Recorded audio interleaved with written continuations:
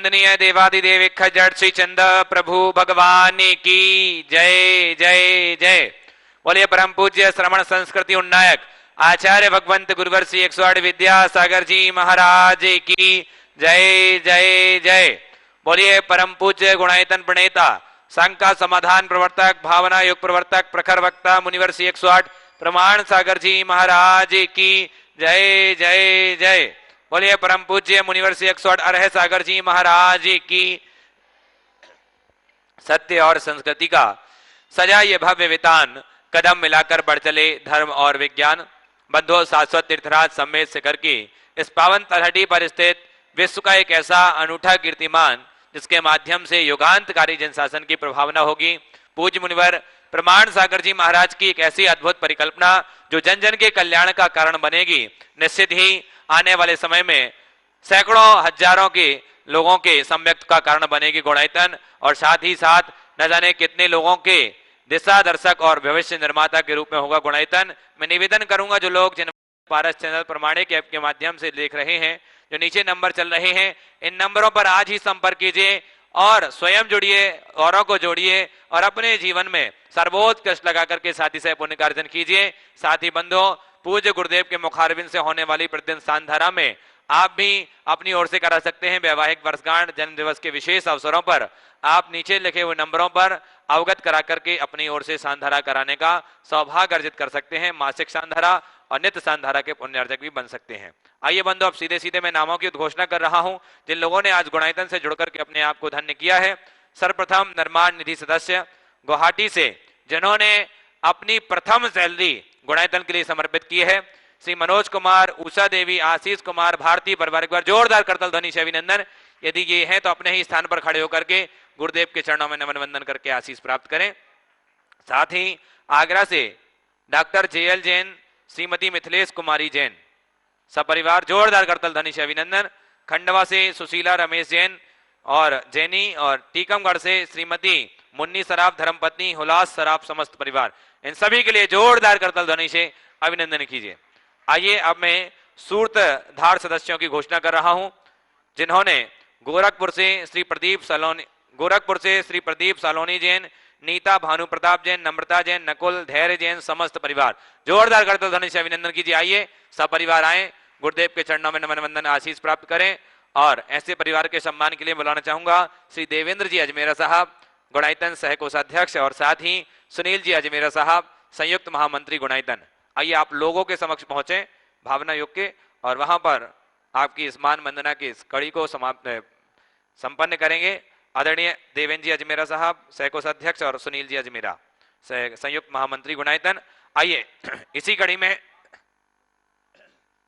सूत्रधार के रूप में जो हमारे बीच में जुड़े हैं दिगंबर जैन, बड़ा मंदिर, हिसार, हरियाणा महिला मंडल, इन्होंने 1,35,000 रुपए की राशि गुणायतन की। एक बार जोरदार करतल ध्वनि से अभिनंदन कीजिए। बहुत बहुत साधुवाद पूरे हरियाणा महिला मंडल के सदस्यों का, बहुत बहुत आभार पूरा गुणायतन परिवार करता है। आइए अब सूत्रधार सदस्य के रूप में सागर से श्री विमल कुमार जैन, श्रीमती मंजूलता जैन, सतभैया, मीनाक्षी जैन, अंजलि जैन, सागर मध्य प्रदेश, जोरदार करतल ध्वनि से अभिनंदन कीजिए। इन्होंने भी आज सूत्रधार की सदस्यता प्राप्त की है। और ऐसे परिवार के सम्मान के लिए बुलाना चाहूंगा डॉक्टर प्रद्युमन जी और शैलेंद्र जी, मुख्य प्रशासक गुणायतन, वो आए और ऐसे श्रावक सृष्टि का सम्मान करें। आइए शीघ्रता से पहुंचे भावना युक्त लोगों के समक्ष। निर्माण नायक के रूप में वराइठा सागर से जो जुड़े हैं स्तंभ से निर्माण नायक डॉक्टर अशोक कुमार जैन, सुनील कुमार जैन, नेहा जैन, आदर्श जैन, आयुषी जैन, अनवी जैन, समस्त परिवार, जोरदार करतल ध्वनि से अभिनंदन कीजिए। आइए यदि ये परिवार हमारे बीच उपस्थित है निर्माण नायक सदस्य तो वो आ जाएं। चलिए अभी नहीं है। संस्थापक सदस्य ट्रस्टी के रूप में जिन्होंने जुड़ने का सौभाग्य अर्जित किया है, मैं उनके नामों की घोषणा कर रहा हूं और आप एक बार जोरदार करतल ध्वनि से अभिनंदन कीजिएगा। निर्माण निधि से संस्थापक सदस्य श्री इंद्र कुमार जैन, श्रीमती मंजू जैन, मोहित जैन, इति जैन, मृदुल जैन, पार्थ जैन, समस्त परिवार, जोरदार करतल ध्वनि से अभिनंदन कीजिए परिवार का। और इनके सम्मान के लिए बुलाना चाहूंगा श्री सुभाष जी जैन, सीईओ गुणायतन, और श्री कपूर चंद जी कोटा, आइए संयोजक गुणायतन, वो भी ऐसे श्रावक सृष्टि का सम्मान करके गुणायतन के गौरव को बढ़ाएं। आपकी करतल ध्वनि बजती रहनी चाहिए। इस प्रकार से एक और सदस्य जो सूत्रधार के रूप में हमारे बीच जुड़े हैं, मैं उनके नाम ले रहा हूं। निर्माण निधि से सूत्रधार श्री नागरमल जी, श्रीमती सुशीला देवी पहाड़िया, श्री पवन जी, ज्योति देवांग पहाड़िया, समस्त परिवार, जोरदार करतल ध्वनि से अभिनंदन। आइए, वो हमारे बीच में मुंबई से हैं और उनके सम्मान के लिए सिद्धार्थ जी कासलीवाल, प्रशासक गुणायतन, और शैलेंद्र जी, मुख्य प्रशासक गुणायतन, वो आएंगे और ऐसे श्रावक सृष्टि का सम्मान करेंगे। आपकी करतल ध्वनि बजती रहे। और साथ ही जिन्होंने आज स्वर्ण दान दिया है, मैं उनके नाम ले रहा हूं।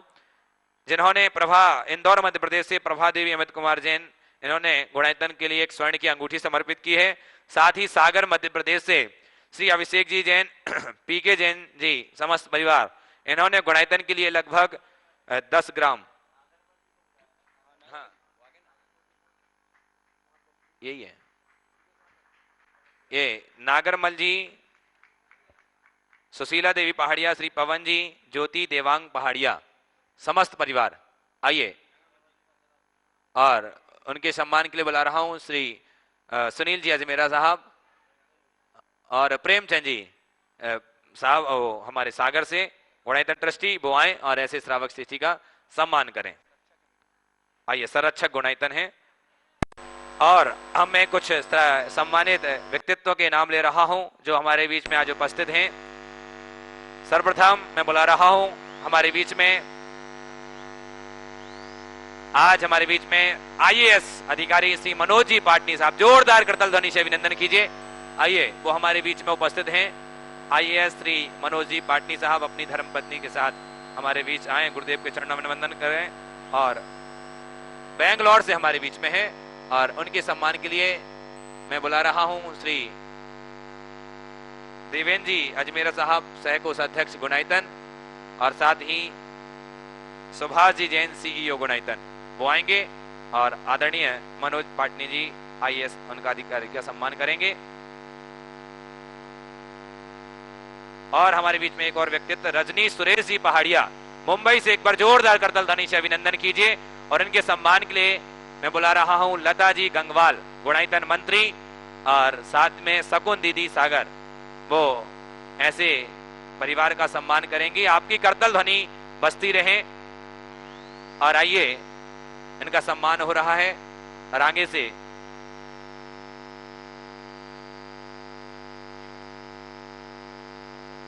और आइए, हमारे बीच में डॉक्टर चंद्र कुमार जी, प्रतिमा जी, खासगी वाला परिवार, बोस्टन अमेरिका से, संरक्षक गुणायतन, जोरदार करतल ध्वनि से इनका अभिनंदन कीजिए। आइए, ये सब परिवार हमारे बीच उपस्थित हैं। गुरुदेव के चरणों में नमन वंदन करके आशीष प्राप्त करें। और इनके सम्मान के लिए बुला रहा हूं श्री सिद्धार्थ जी कासलीवाल, प्रशासक गुणायतन, और साथ ही शैलेंद्र जी, मुख्य प्रशासक गुणायतन, वो आए और ऐसे परिवार का सम्मान करें।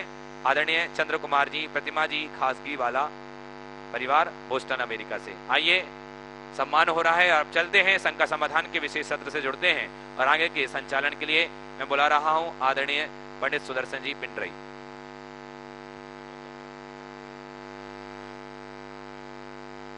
बड़ी संत श्रोमणी आचार्य भगवान विद्यासागर जी महाराज की, परम पूज्य प्रमाणिक संत महामना मुनिराज प्रमासागर जी महाराज की, परम पूज्य राय सागर जी महाराज की। आइए, हम सब संबद्ध होते हैं उन सी चरणों से जो जगत विख्यात हैं संप्रदाय समय के रूप में, जो जाने जाते हैं गुणायतन प्रणेता, भावना प्रवर्तक और संकल्प समाधान के प्रवर्तक के रूप में, जिनके माध्यम से आप हम नहीं, अपनी जो सारी सृष्टि अपनी शंकाओं के समाधान प्राप्त करके अपने जीवन को नई ऊर्जा, नई दिशा दे पा रही है। तो ऐसे श्री चरणों से मैं आपको जोड़ूं, उनसे आपको संबद्ध करूं। उसके पूर्व मैं चाहता हूं उनका वरद हस्त रूप आशीष हम पर आच्छादित हो। अतः मेरे साथ उच्चारें, नमोस्तु महर्षि, नमोस्तु महर्षि, नमोस्तु महर्षि।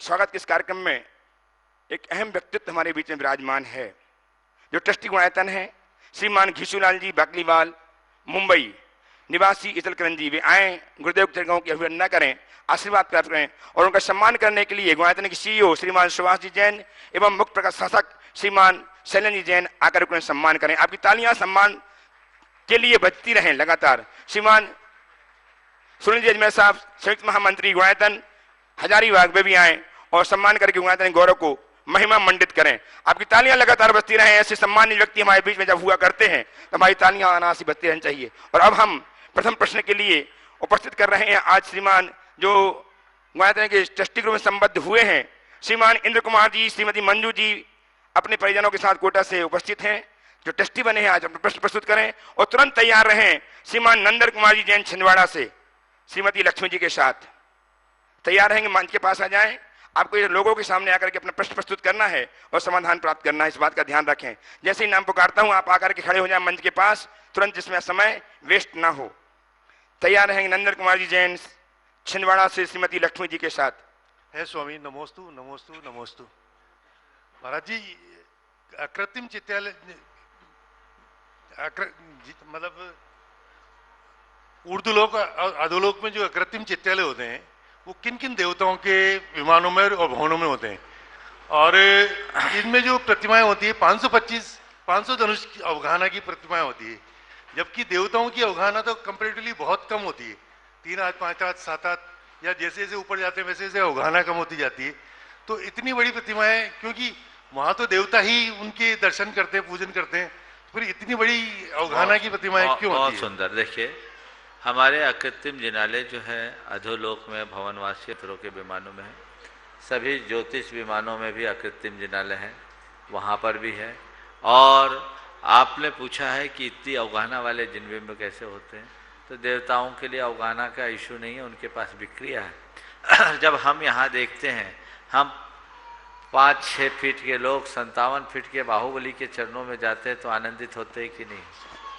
52 गजा में जाते हैं तो आनंदित होते हैं कि नहीं होते हैं?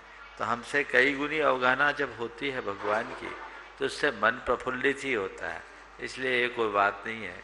और उनके पास विक्रिया की ऐसी सामर्थ्य है कि उनको अभिषेक करने के लिए सीढ़ी की जरूरत नहीं पड़ती होगी, वो अपना कद बढ़ाकर भगवान का अभिषेक आराम से कर लेते होंगे। और भगवान के सामने लघु बने रहना ही अच्छा है, इसलिए भगवान विराट, हम लघु, ऐसा प्रयास करें। ओ हाँ, नमोस्तु स्वामी, नमोस्तु। श्रीमान नंदन कुमार जी उपस्थित हों और तैयार हैं श्रीमान संजय, डॉक्टर संजय कुमार जी, सौरभ कुमार जी जैन सहपरा भिटौनी से तैयार रहेंगे। वे प्रश्न भी करेंगे और उनका हम सम्मान करके हर्षित होंगे। श्रीमान डॉक्टर संजय। नमोस्तु महाराज जी, नमोस्तु। कर्तव्य क्षेत्र में पूरे मन से कर्तव्य करते समय यदि किसी को पर्याप्त समय न देने पाने से, फिर से बोलो। नमोस्तु महाराज जी, नमोस्तु। कर्तव्य क्षेत्र में पूरे मन से कर्तव्य करते समय यदि किसी व्यक्ति को पर्याप्त समय न देने पाने से व्यक्ति के अहम को ठेस लग जाए तो उससे कैसे बचा जाए? कर्तव्य करते समय यदि पूरे मन से उसका वो किया जाए, तो उसको और सामने वाले को संतोष न मिले, पर्याप्त समय न देने की वजह से उसके अहम को ठेस लग जाए तो उससे कैसे बचा जाए? देखिए, अपनी तरफ से पूरी कोशिश करें और उसके बाद भी कसर रह जाए तो सामने वाले से क्षमा मांग ले, इसके अतिरिक्त और कोई उपाय नहीं। हाँ, आइए श्रीमान नंदन कुमार जी छिंदवाड़ा से श्रीमती लक्ष्मी जी के साथ, और तैयार रहेंगे डॉक्टर कुमार जैन एवं सौरभ जी जैन सहपरा भिटौनी से जो ट्रस्टी गुणायतन है, वे अग्रिम पंक्ति में आ जाएं। गुरुवार को छिंदवाड़ा की ओर से, मेरे परिवार की ओर से, मेरे पुत्र अक्षत की ओर से कोटि कोटि नमोस्तु भगवान, नमोस्तु भगवान, नमोस्तु भगवान।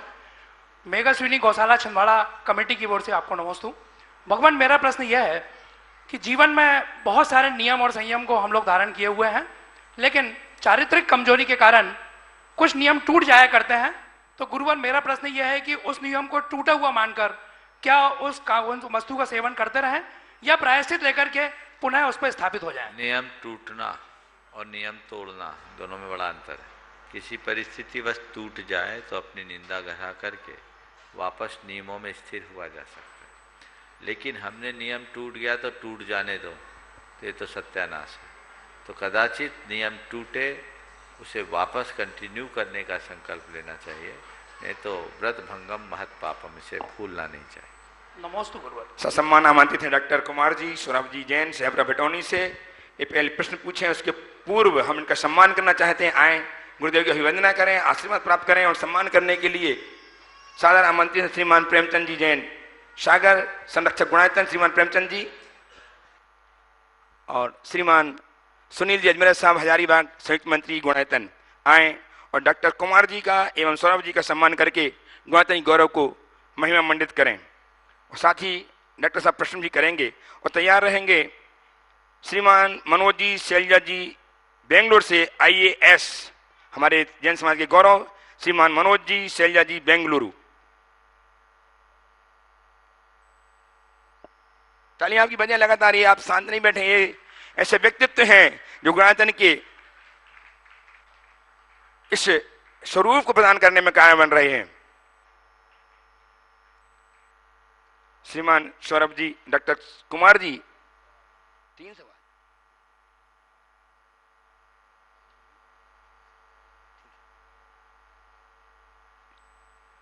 माइक दें। डॉक्टर साहब प्रश्न प्रस्तुत करें आप। गुरुवर नमस्ते। हेलो, नमस्ते गुरुवर। नमस्ते वहीं से बोलिए। हाँ गुरुवर, मैं हूं तो चिकित्सक आज, और जब कभी हमारे गुरुजनों को कोई तकलीफ होती है तो मुझे आंखों में आंसू आ जाते हैं, आत्मा रोती। क्यों? देखिए, आपका मन थोड़ा भावुक है और ज़्यादा संवेदनशील है, तो भावुकता और संवेदनशीलता के कारण इस तरह से आंसू हो जाती है, लेकिन हमें इससे विचलित नहीं होना चाहिए। और आंसू आना अलग बात है और व्याकुल होना अलग बात है। हमें तटस्थ भाव से चिकित्सा करना चाहिए और साथ ही साथ उस घड़ी अपने आप को इतना स्ट्रॉन्ग बनाएं कि एक डॉक्टर को देखकर सामने वाला और संभल पाए। यदि आप इस तरह से भाव विवल होंगे तो सामने वाला घबरा सकता है, इसलिए अभ्यास से इसे हम नियंत्रित कर सकते हैं। गुरुवर, ऐसा तो नहीं मैं भैया वृत्ति करते हुए जन्म लेके आ गया और अब छूटा है? आप लोगों की भैया वृत्ति करते ही जन्म लेके आ गया और आज फिर आकांक्षा रहती हूँ। आवाज नहीं आई, फिर से बोलिए। महाराज जी, पहले से मैं आप लोगों की भैया वृत्ति सेवा करते हुए आया हूँ और आज कर नहीं पा रहा, इसका दुख होता हूँ। कीजिए शक्ति प्रमाण, शक्ति बिना श्रद्धा धरे। पहले तो एक बार डॉक्टर साहब के लिए सब लोग एक बार करतल ध्वनि से अभिवादन करें। एक चिकित्सक होने के साथ साथ गुरुओं के, साधुओं के बहुत सेवक हैं। इन्होंने अपने जीवन में साधुओं की खूब चिकित्सा और वैयावृत्ति की है। अब शरीर, अवस्था और सब चीज़ें होती है, इसलिए इनमें विचलित नहीं होना चाहिए और जहाँ जैसी बने शक्ति भर करें, अन्यथा उसका अनुमोदन करें। सौरभ जी। जगत पूज मुनिराज के चरणों में बारंबार नमोस्तु भगवान, नमोस्तु भगवान, नमोस्तु भगवान। महाराज जी, प्रोफेशनल लाइफ में और कई बार समाज के काम करते हुए भी ऐसा हो जाता है, जैसे अभी कुछ समय पहले हम लोग समाज के काम में लगे हुए थे। कई बार ऐसा होता है कि लोगों के लिए कोई काम हम करें, कोई फेवर करें, और जब हमारा मौका आता है कि हमारे लिए कोई फेवर करे तो वही व्यक्ति हमारे साथ एक तरीके से विरोध कर देते हैं या वैसा फेवर वापस नहीं करते। उस समय पे ऐसा लगता है कि इन लोगों का क्या बुरा कर दें। एक भयंकर प्रतिहिंसा जागृत होती है महाराज जी। ऐसे समय पे 2 प्रश्न है महाराज जी कि ऐसे समय पर हमको क्या करना चाहिए, और यदि वही व्यक्ति जिसके लिए हमारे मन में प्रतिहिंसा है वो फिर से हमारे सामने आता है तो उसके साथ कैसा व्यवहार किया जाए। बहुत ही अच्छा सवाल आपने किया है और प्रायः व्यवहारिक जीवन में ऐसी स्थितियां सबके साथ होती हैं। सबसे पहले तो हमें अपनी धारणा बदलनी चाहिए और एक बात अपने दिल दिमाग में बिठानी चाहिए कि हम किसी की सेवा अगर कर रहे हैं तो उससे किसी प्रकार के प्रतिलाभ की वांछा से नहीं, अपने कर्तव्य की भावना से कर रहे हैं। हम जो भी करें कर्तव्य की दृष्टि से करें और अपने आप को उसका कर्ता न माने। मैं सेवा कर नहीं रहा हूं, यथार्थतः सेवा में निमित्त बन रहा हूं। और उसकी सेवा, यदि किसी की भी सेवा चाहे वैयक्तिक या सामाजिक हो, मेरे निमित्त से हो रहा है तो उसका भला हो या ना हो, मेरा तो भला हो रहा है। अब वो मुझे वापस प्रतिभाव स्वरूप सेवा करे, ऐसा अगर हम सोचते हैं तो ये हमारी कमजोरी है, इसको नकारना चाहिए। फिर अगर हम कदाचित ऐसा भाव आए भी और सामने वाला वांछित सहयोग न करे या उसके अंदर वैसा सेवा भाव न दिखे तो विचलित न हो। सोचें, मैंने अपना कर्तव्य किया, वो अपना काम कर रहा है, मैं अच्छा करूं ये मेरा पुरुषार्थ है, अच्छा प्रतिभाव मिले ये मेरा भाग्य है, ठीक है, काम खत्म। नेकी कर दरिया में डाल, ये भाव होना चाहिए। और जब सामने वो व्यक्ति आया और मन में तनाव, गुस्सा, क्षोभ आने लगे, तो उस समय क्षमा मांगना चाहिए और अपने मन को सामान्य करते हुए उसके प्रति और आभार प्रकट करना चाहिए कि इस शख्स के निमित्त से मैंने कुछ अच्छा कार्य किया। मैं आपसे एक सवाल करता हूं, यदि कोई व्यक्ति आपको सेवा का पात्र न मिले तो आप सेवा कर पाओगे क्या? हाँ? तो अगर हम किसी की सेवा करके पुण्य कमा रहे हैं तो उसके पीछे हमारे लिए कोई सेवा का पात्र मिल रहा है तभी ना करा पा रहे हैं। हाँ? तो भैया आप हमारे जीवन को कृतार्थ कर दिए। चलिए हम दूसरी तरफ से बोलते हैं, मुनि राजों की सेवा करते हो? करते हो? खूब करते हो, बचपन से किए हो। तो मुनि राजों की सेवा करते समय उनसे कोई प्रतिभाव चाहते हो या अपने आप को कृतार्थ महसूस करते हो? माइक लो। कृतार्थ महसूस करते। क्यों? गुरु के प्रति सम्मान है और वैसा आदर्श है। अरे आपकी सेवा से मेरा जीवन तर गया, ये विश्वास। तो ये सेवा मैं आपके लिए नहीं अपने लिए कर रहा हूं। तो जो भाव गुरुजनों की सेवा के समय होती है, जो भाव परिजनों की सेवा में होता है, वही भाव आम जनों की सेवा में जुड़ जाए तो ये अभिमान कभी प्रकटेगा ही नहीं। ये अभिमान है जो किए कराए पर पानी फेरता है। इसलिए हम सेवक बने, निष्प्रभाव से काम करें और कर्म करे, फल की वांछा से अपने आप को मुक्त रखे, पहली बात। लेकिन हमारी कोई सेवा करे, छोटी सी भी सेवा, जीवन भर याद रखे। समझ गए? 2 लाइनें कहता हूं। स्वयं के द्वारा दूसरों की गई सेवा को पानी की लकीर की तरह भुला दो। स्वयं के द्वारा दूसरों की गई सेवा को पानी की लकीर की तरह भुला दो और दूसरों के द्वारा स्वयं की गई सेवा को पत्थर की लकीर की तरह अंकित रखो। ये सिद्धांत बनाकर चलोगे तो जीवन धन्य होगा। लेकिन कभी कोई, आप सबके लिए भी मैं कह रहा हूं, अवसर पर किया गया छोटा सा उपकार भी बहुत महान होता है और जो व्यक्ति अपने उपकारी के प्रति कृतज्ञ नहीं होता वो बहुत नीच और अधम माना जाता है। ऐसा कभी नहीं करना चाहिए, क्योंकि आप अगर कृतज्ञता करेंगे तो अनेक उन लोगों को नुकसान में पहुंचाएंगे जो आज आवश्यकता से जूझ रहे हैं, जिन्हें आपके सहयोग की आवश्यकता है। हाँ, सुरभि सतीश।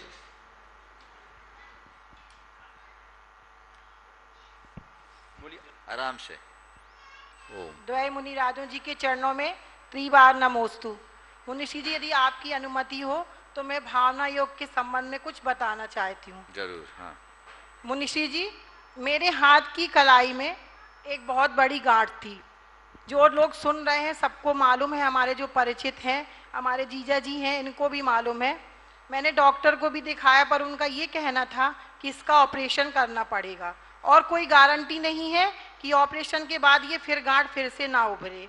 पर मुनिषी जी, मैं आपकी प्रेरणा से 3 साल से भावना योग लगातार कर रही हूँ और मेरी ये गांठ बिल्कुल गायब हो गई है, जरा भी इसका नामो निशान भी नहीं है।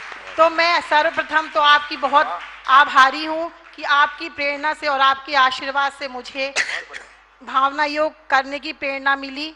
और मुनिषी जी, मेरी शंका यह है कि बड़ा आदमी कौन है? हम बड़ा आदमी किसे कह सकते हैं? जिसके पास धन पैसा है वो बड़ा आदमी है या इसकी परिभाषा कुछ और है? मेरी नज़र में बड़ा आदमी की बड़ी सीधी सी परिभाषा है, जिसके पास जाने वाला अपने आप को छोटा महसूस ना करे, समझ लो वो बड़ा आदमी है। जिसके पास जाकर अगर आप अपने आप को छोटा महसूस कर रहे तो बड़ा आदमी नहीं। और सच्चे अर्थों में बड़प्पन तभी झलकता है जो छोटे को भी गले लगाने के लिए तैयार रहता है। तो हम बड़े आदमी को बड़े ठाठ से नहीं, उसके बड़प्पन से पहचान। नमोस्तु गुरु। आइए वो समाज के गौरव पुत्र श्रीमान मनोज जी शैलजा जी बेंगलुरु से IAS, और तैयार रहेंगे श्रीमान गुणायतन के संरक्षक चंद्र कुमार जी खासकीवाला, श्रीमती प्रतिमा जी खासकीवाला बोस्टन अमेरिका से।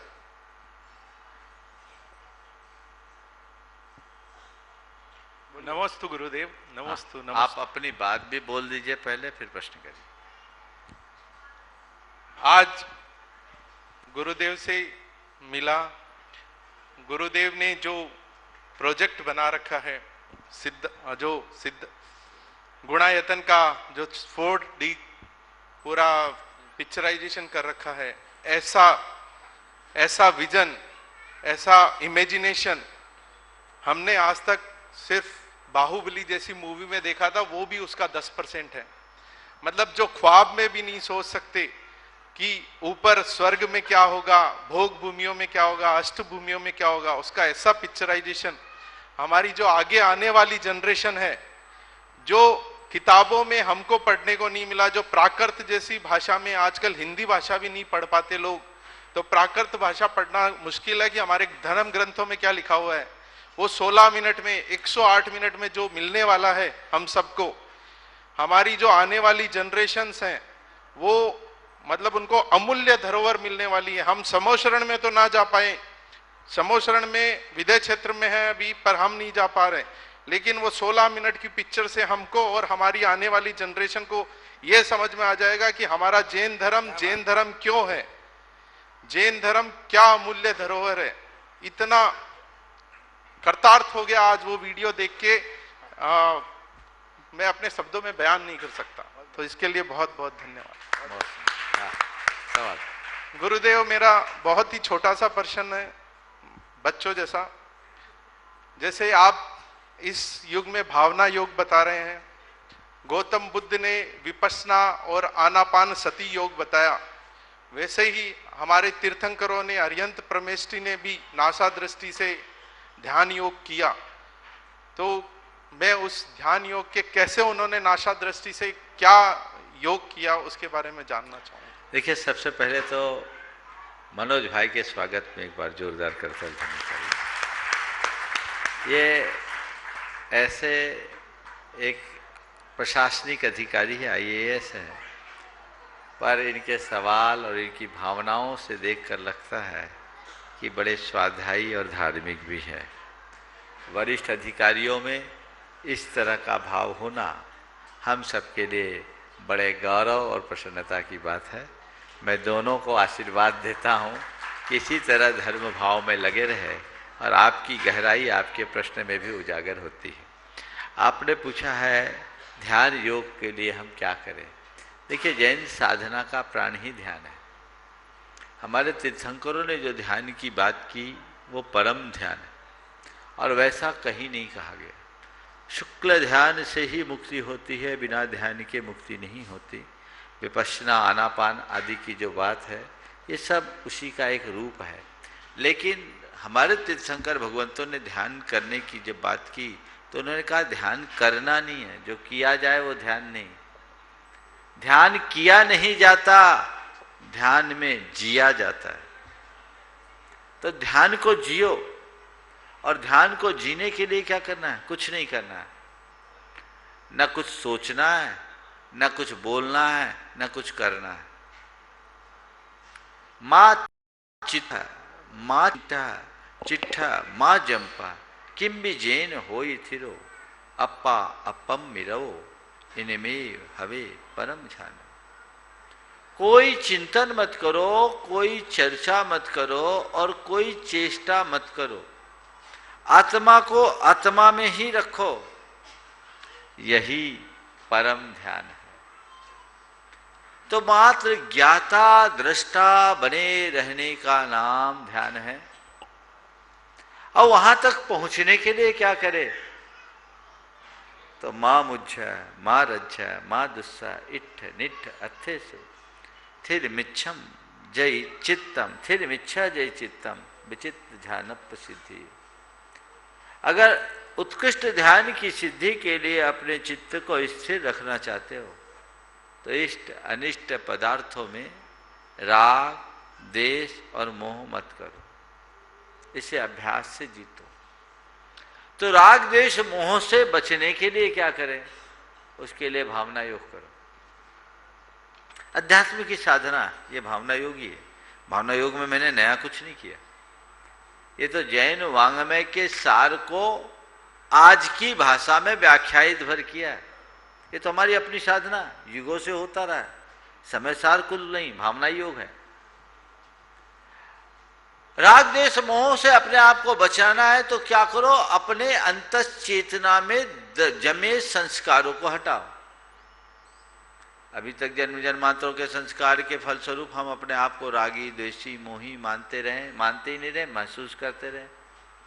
उसकी जगह दूसरी भावना भाव, मैं शुद्ध आत्मा हूँ, मैं ज्ञानानंद स्वरूपी हूँ, मैं चैतन्य आत्मा हूँ, मैं प्रसन्न आत्मा हूँ, मैं शांत आत्मा हूँ, सो हम अपने आत्मा के शुद्ध स्वरूप को हम निरंतर भाएं तो हम अपने आप को जो इष्ट अनिष्ट वस्तुओं के से प्रभावित होकर संकल्प विकल्प के साथ जोड़ करके महसूस करते हुए सब छूट जाएगा। और जब हम निरंतर आत्मा की भावना भाएंगे भाएंगे भाएंगे तो आत्मा का अनुभव भी हो जाएगा। और जब आत्मा का अनुभव हो जाएगा तो फिर हम आत्मा नहीं परमात्मा हो जाएंगे, अपने आप ध्यान की गहराई में पहुंच जाएंगे। तो आप पूछ रहे हैं कि भावना योग और ध्यान योग क्या है? तो मैं कहूँगा ध्यान तक पहुँचने का सोपान है भावना योग। हाँ, आप भी पूछेंगे? नमस्ते गुरुदेव। नित्य नियम में हम ऐसे कौन से 5 कार्य करें जिससे हमारा पुण्य का संचय हो? क्योंकि हम अपने बुजुर्गों से सुनते हुए आए कि ये तुम्हारे पुण्य का संचय था इसलिए तुम्हारे साथ ऐसा हुआ, या तुमने कोई पिछले जन्म में पुण्य किया होगा तो ऐसा हुआ। तो अब इस जन्म में बहुत बहुत अच्छा सवाल आपने किया। नित्य जीवन में ऐसे कौन से 5 काम करे जिससे पुण्य का संचय हो? सबसे पहला परमिष्टि स्तवन, नमोकार की जाप, भगवान का स्मरण, उनको नमन वंदन, ये हमारे पुण्य के संचय का सबसे पहला काम। उठते ही आंख खुले, मन को प्रसन्नता से भरो, भगवान को नमन करके उनके प्रति आभार प्रकट करो कि आपकी कृपा से मुझे जीवन का एक नया दिन मिला, मैं आभारी हूँ। और कम से कम 9 बार नमोकार की जाप आराधना इस भाव से करो कि आज का दिन मंगलमय हो, आज का दिन आनंदमय हो, आज का दिन शुभ दिन बने, इस भाव के साथ। फिर दूसरे क्रम में आप कोई ना कोई एक पाठ करें, स्तोत्र पाठ करें, मंत्र जाप के अलावा कोई स्तोत्र पाठ करें। यह आपके पुण्य के बंध का कारण और पाप के क्षय का कारण है। तीसरे क्रम में अनुकूलता के अनुसार भगवान की पूजा करें।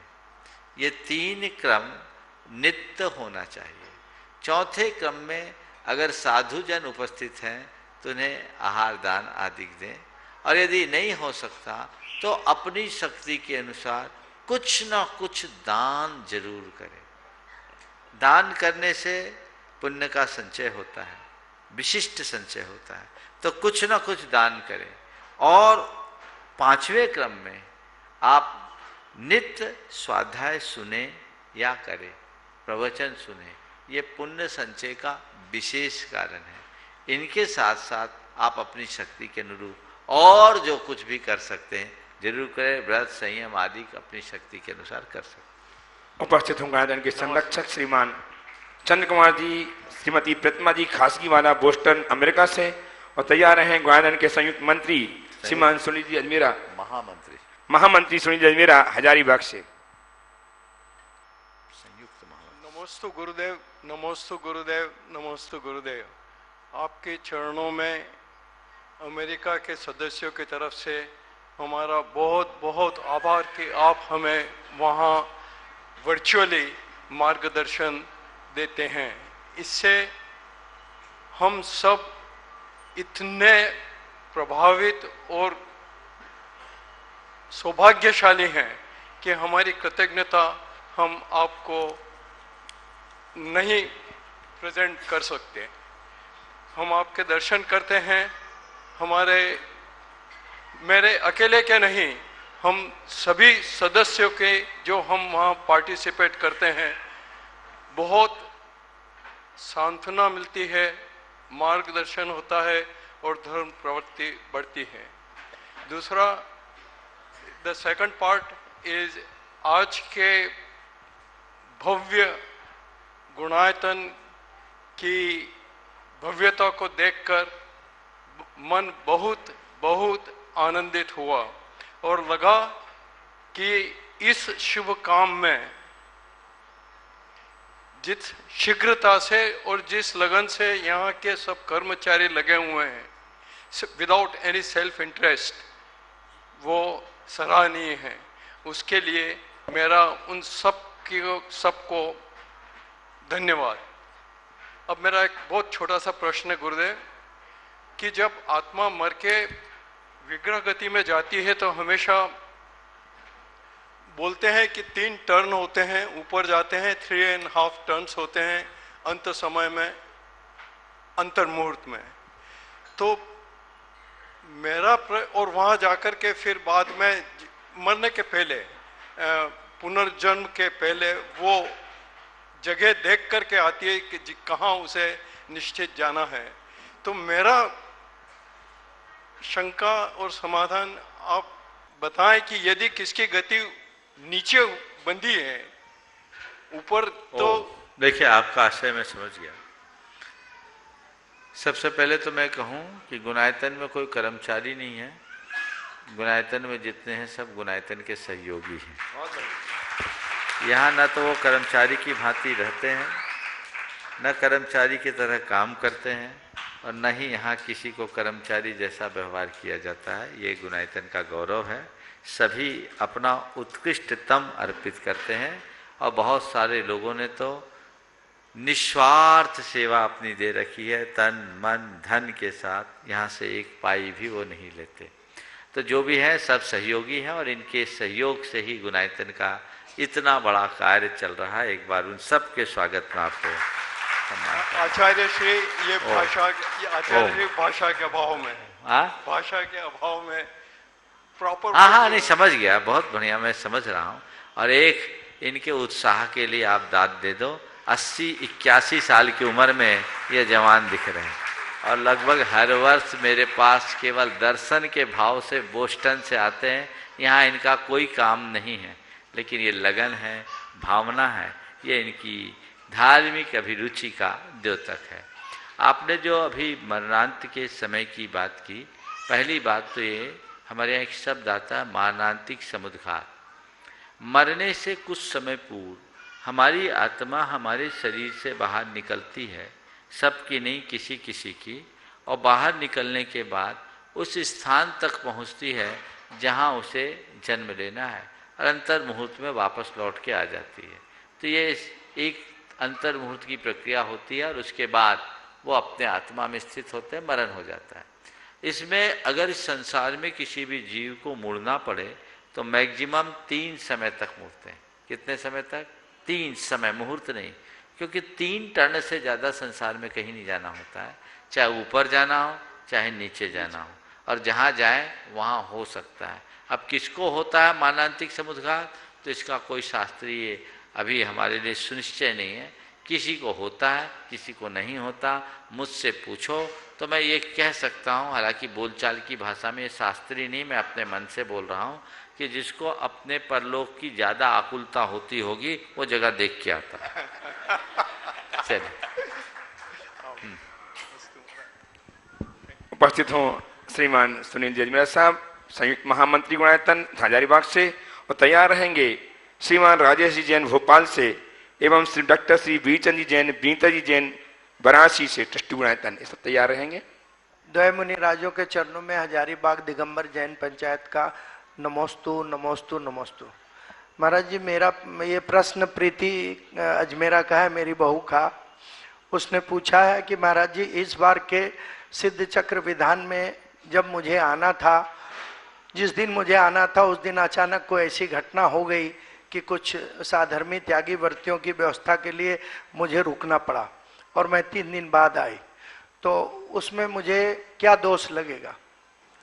देखो, विधान छूटा ये एक कशिश है, लेकिन विधान छूटने के बाद भी आपने सेवा की, ये पुण्य। तो हम तो ये मानते हैं कि ऐसे मौके में अगर किसी की सेवा और सहयोग करने का कोई आकस्मिक निमित्त आ जाता है तो उसे भी अपनी पूजा और विधान मान करके करना चाहिए। इसमें कुछ छूटा ऐसा एहसास नहीं करना चाहिए। एक घटना बताता हूँ। पंडित टोडरमल जी के नेतृत्व में जयपुर में एक जगह सिद्ध चक्र महामंडल विधान हो रहा था और उसके विधि विधान कराना का काम टोडरमल जी के ही हाथ में था। वो घर से मंदिर के लिए निकले, शुद्ध धवल वस्त्र पहनकर। रास्ते में देखते हैं एक वृद्धा फिसल कर गिर पड़ी है और करा रही है। वो उसके निकट गए तो देखा उसकी कमर टूट चुकी थी। वो उस स्थिति में उसे उठाए और चिकित्सक के पास ले गए और उनका पूरा इलाज कराकर लगभग 1.5 घंटे के विलंब से मंदिर जी पहुँचे। तब तक लोगों की आतुरता आक्रोश में बदल गई। सब ने कहा, पंडित जी आज आपने क्या कर दिया, पूरा पाठ अधूरा रह गया। पंडित जी आज आपने कितना विलंब कर दिया, पूरा पाठ अधूरा रह गया।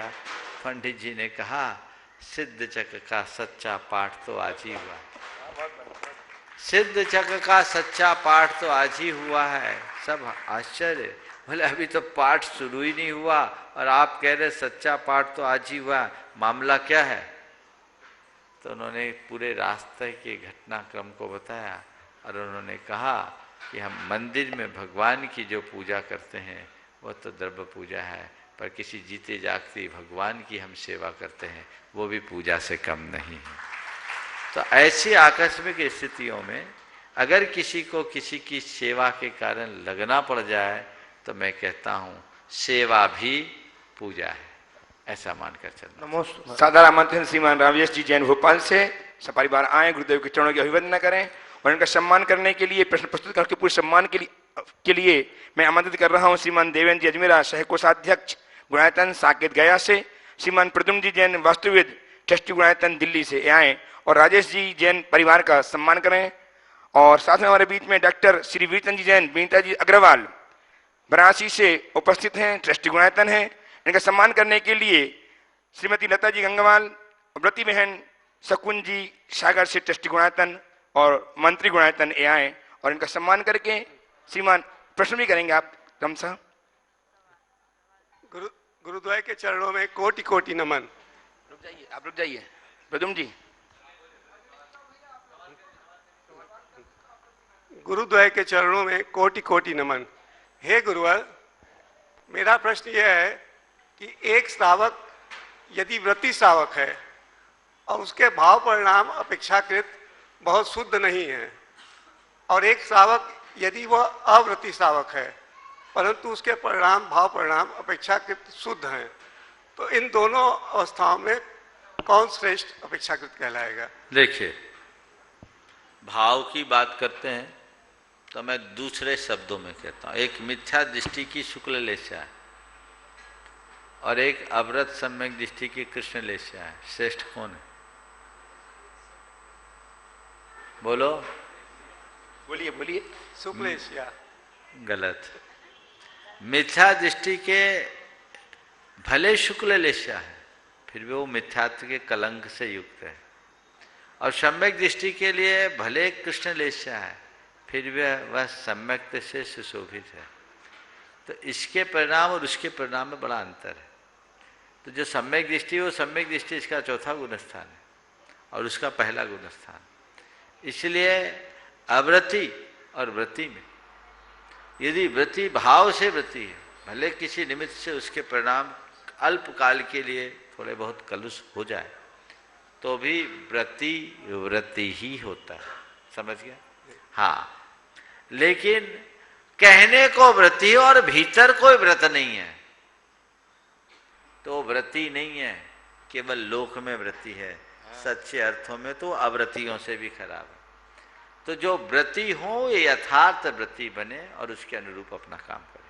ओ हाँ, इनका सम्मान करके गौरव को संबोधित करेंगे श्रीमान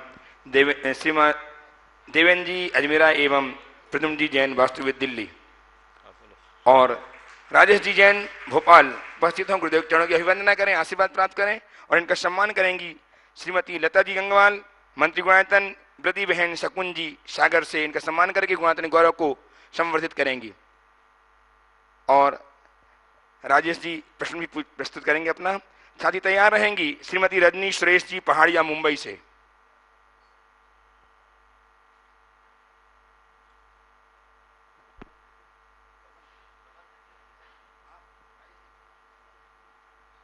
विद्यासागर शोध संस्थान के प्रबंध निदेशक श्रीमान राजेश जी जैन भोपाल से अपना प्रश्न प्रस्तुत करेंगे और तैयार रहेंगे श्रीमती रजनी जी सुरेश जी पहाड़िया मुंबई से। नमोस्तु गुरुवर। गुरुवर, मेरा आपसे एक क्वेश्चन तो है ही और साथ में समाज के लिए भी है, जो कि हमारे समाज को बहुत सी गति भी दे सकता है। लेकिन उसके पहले मैं ये बोलना चाहूँगा, अभी हम लोग भोपाल से कल आए और आज ऊपर वंदना की और अभी वंदना करके सीधे उतर के आ रहे हैं। आप में ऐसी वो शक्ति है, हमको रिचार्ज कर देती है, सारे लोगों को, हमको ही नहीं, समाज को या जो आपसे जुड़े हुए लोग हैं उनको। एक चीज़, और दूसरी चीज़ एक और मैं आपसे बोलना चाहूँगा कि हमारे समाज के लिए 20 जनवरी 2014 में भारत सरकार द्वारा जैन समाज को अल्पसंख्यक स्टेटस दिया गया है। इसके बारे में धार्मिक संस्थाओं में और लोगों में अवेयरनेस बिल्कुल भी नहीं है, विद्यार्थियों में स्पेशली नहीं है।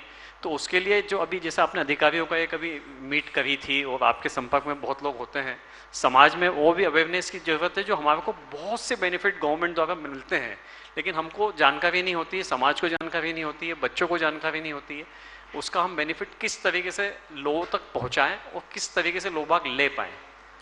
देखिए, सबसे पहले तो आज राजेश अपनी माता जी के साथ आए, पूरा परिवार है। मैं इस परिवार का परिचय कराना चाहता हूँ और आप सबसे कहूँगा कि एक बार इस परिवार को साधुवाद दो।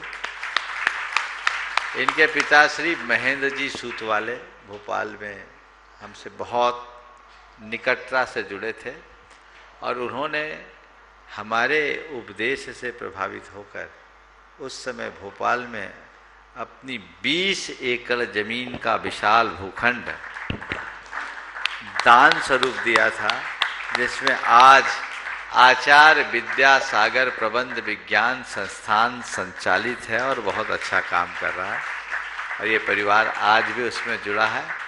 मैं राजेश को, उसकी माँ को आशीर्वाद देता हूँ कि अपनी भावना को साकार होता देखकर अंदर की जो खुशी महेंद्र जी को हो रही होगी वो निरंतर बढ़ते रहे और उसे और चरम तक पहुँचाए। सवाल आपने जो अल्पसंख्यक आयोग के द्वारा जैन समाज को धार्मिक अल्पसंख्यक घोषित करने के बाद उसके बेनिफिट उठाने की बात की है, वो बिल्कुल यथार्थ है। इस मंच से अनेक बार इस विषय में बताया भी गया है और इस संदर्भ में 2 व्यक्ति हैं, उनसे आप लोगों को संपर्क करना चाहिए। मंच से उनके नंबर भी दिए गए और आज ही उन दोनों के नंबर प्रमाणिक ऐप पर नोट कर दें। डॉक्टर बिमल जैन जबलपुर और आपके जाकर के अनिल बड़कुल गुना, ये 2 लोग इस विषय में लोगों को पर्याप्त समय देते हैं, ऑनलाइन भी जानकारी देते हैं। आप इन दोनों से संपर्क करें। अनिल बड़कुल जो एबी न्यूज वाले हैं और डॉक्टर बिमल जैन, ये आपको पूरी बातें बताएंगे। इसमें बहुत सारे बेनिफिट हैं, एजुकेशन में भी आपको इसको फ़ायदा है, बिजनेस में भी फ़ायदा है और अन्य प्रकार के कई तरह के लोन वगैरह बहुत कम इंटरेस्ट में आपको मिल सकता है और ये पैसा पूरा का पूरा आपको प्राप्त हो सकता है, लेकिन जागरूकता के अभाव में आप लोग इससे लाभान्वित नहीं होते। आप लोग इनसे समय समय पर लाभान्वित हों, इनसे संपर्क करें, इसका अधिक से अधिक प्रचार प्रसार होना चाहिए। सब इंटरनेट पर भी सारी सूचनाएं उपलब्ध हैं। समाज की उदासीनता है, बहुत प्रयास करके पूरी समाज ने ताकत लगाई, तब तो कहीं जाकर जैनों के लिए मान्यता मिली, तो उसका लाभ उठाना चाहिए। धार्मिक शिक्षा, हमारे जितने भी शैक्षणिक संस्थाएं हैं उनके संचालन में भी हमें स्वायत्तता है, और साथ साथ व्यवसाय और पढ़ाई लिखाई के लिए सरकार के द्वारा बहुत कम ब्याज पर लोन की सुविधाएं हैं, उनका पूरा पूरा लाभ उठाना चाहिए। जो दो नाम मैंने बताया, डॉक्टर विमल जैन और अनिल बड़कुल, इन दोनों से आप लोग संपर्क करें, सब लोग संपर्क करें, नंबर आप लोगों तक समय पर पहुंच जाएगा। उपस्थित हों रजनी सुरेश जी पहाड़िया मुंबई से, और तैयार रहें प्रद्युम्न जी जैन ग्वालियर से। अपना एक्सपीरियंस बोलना है तो बोल दो, बेटे को दो, खुद बताओ। नमोस्तु महाराज जी, मैं सबको बताना चाहूँगा दैट 2020 में ही, कोरोना काल में ही मेरे साथ एक इंसिडेंट हो गया था कि मैं घर लौट रहा था और बारिश का भी समय था, और अनफॉर्चुनेटली मैं टू व्हीलर पे था और मेरी गाड़ी स्किड कर दी और मैं ऑन द स्पॉट कोमा में चला गया था। काफ़ी ब्रूटल एक्सीडेंट था, मतलब बहुत intensity of accident was very harsh.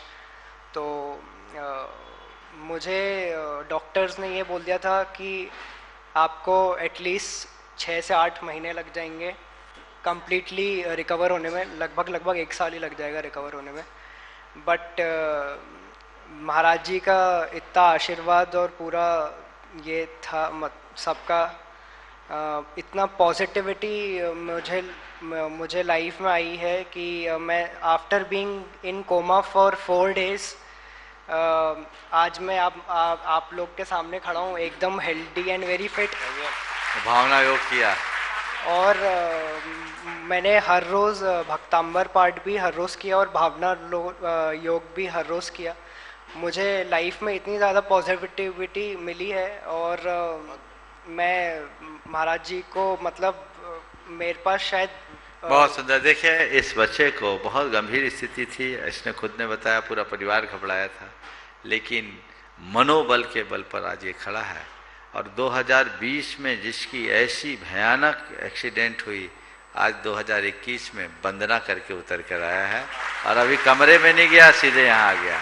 ये बहुत अच्छी बात है। तो मैं लोगों से कहना चाहूँगा कि कभी कुछ भी ऐसा हो, मन को मत गिरने दो, मन को मजबूत बनाकर रखो, दृढ़तापूर्वक उसका सामना करो और अपने अंदर की पॉजिटिविटी को बढ़ाए रखने के लिए निरंतर भावना योग करें। यदि भावना योग का प्रयोग करेंगे तो परिणाम बहुत अच्छा आएगा। उपस्थित हूँ रजनी सुरेश जी पहाड़िया मुंबई से, तैयार हैं प्रद्युम्न जी ग्वालियर से, और तैयार रहेंगी विजया आरवाड़े सांगली से।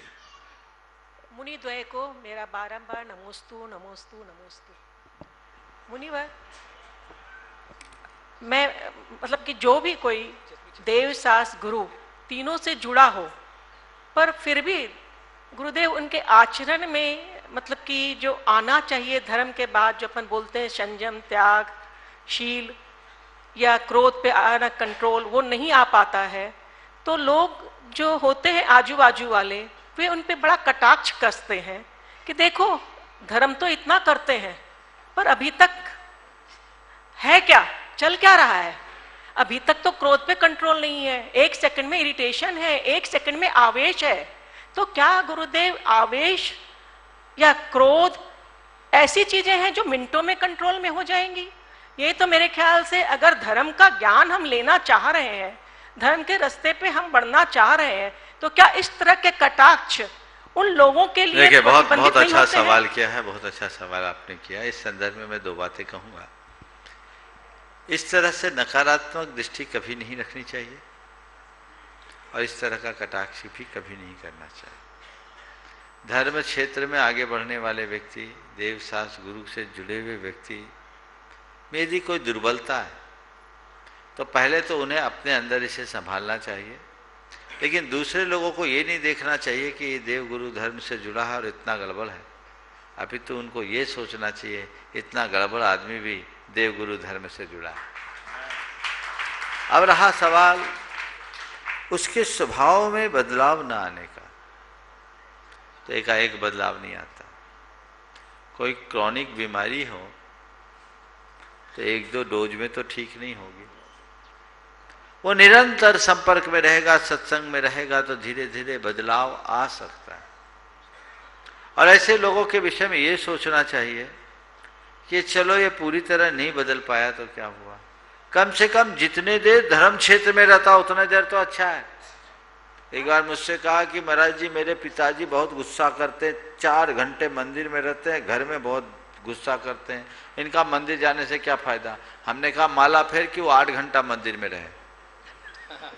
हमने कहा माला फेरो कि वो 8 घंटा मंदिर में रहे। बोले मतलब? बोले 8 घंटा तो तेरे घर में शांति रहेगी। सही बात है। जितनी देर यहाँ रहेगा उतनी देर तो रहेगी। कई लोगों के अंदर की व्यक्तिगत दुर्बलताएं होती, हालांकि इन्हें दूर करना ही सार्थक है। खुद में यदि ऐसी दुर्बलता हो तो कहो मेरा धर्म व्यर्थ है यदि मैं अपने आप को न बदलूं, और दूसरों में ऐसी दुर्बलता दिखे तो उसकी अच्छाई देखें, बुराई नहीं।